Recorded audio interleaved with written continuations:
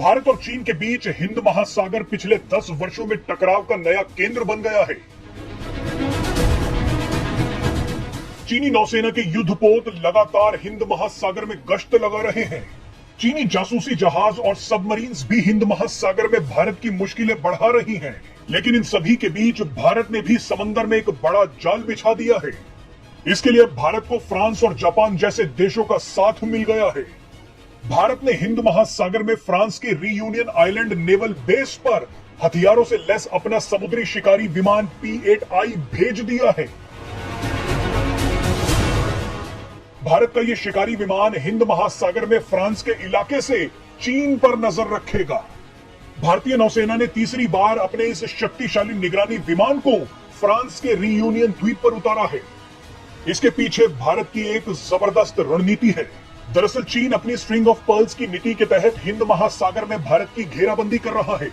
हिंद महासागर में कई और भी ऐसे देश हैं जो चीन की आक्रामकता से परेशान हैं। ये सभी देश अब भारत के साथ जुड़ रहे हैं। चीन की स्ट्रिंग ऑफ पर्ल्स नीति का जवाब देने के लिए अब भारत ने नेकलेस ऑफ डायमंड नीति को मजबूत करना शुरू कर दिया है। इस रणनीति के तहत भारत चीन के चारों तरफ एक घेरा बना रहा है। इस नक्शे को देखकर आपको अंदाजा लग जाएगा कि कैसे भारत चीन को घेर रहा है। भारतीय नौसेना को कई नेवल बेस और पोर्ट्स पर एक्सेस मिल गया है। इनमें से ज्यादातर जगहों पर अब भारतीय नौसेना के जहाज ईंधन भरवा सकते हैं और कई जगहों पर तो लंगर डालकर चीन को सीधे चुनौती भी दे सकते हैं। भारत की मौजूदगी अब ईरान के चाबहार पोर्ट पर है।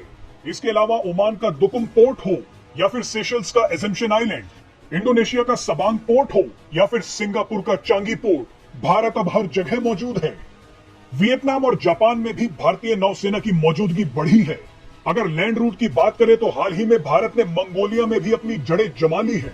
हिंद महासागर में अपनी रणनीति को मजबूत करने के लिए भारत फ्रांस के रीयूनियन, जापान और अमेरिका के विभिन्न सैन्य अड्डों के लिए करार कर चुका है। भारत मॉरिशस के अगालेगा द्वीप में भी सैन्य ठिकाना बना रहा है, जो जून 2023 तक बनकर तैयार हो जाएगा। इस अड्डे पर 3000 मीटर लंबा रनवे भी होगा। इससे भारत इस इलाके में चीन को करारा जवाब दे सकेगा।